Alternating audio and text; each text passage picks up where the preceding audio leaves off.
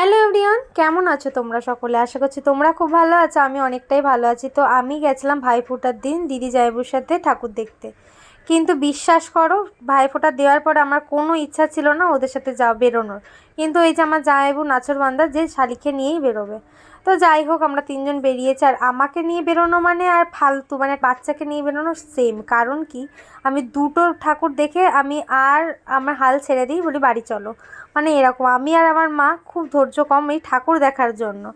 তো যাই হোক, দিদি বলল যে দেখ আমি এনেছি, তোকে কয়েকটা ঠাকুর দেখে তারপরেই যেতে হবে।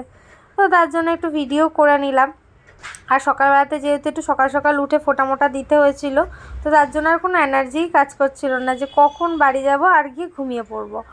তো এই দেখো হচ্ছে কি, এই প্যান্ডেলটা সব থেকে সুন্দর হয়েছিল আর খুবই ভালো লেগেছিলো। আর ওখানে এক সেকেন্ড দাঁড়াতে দিচ্ছে না, আর কি করা, তা ওখান থেকে চলে আসলাম। আর তারপরে হচ্ছে কি, এই প্যান্ডেলটা পুরো পেপার দিয়ে করা। এটা লাস্ট প্যান্ডেল আমরা ঢুকেছিলাম।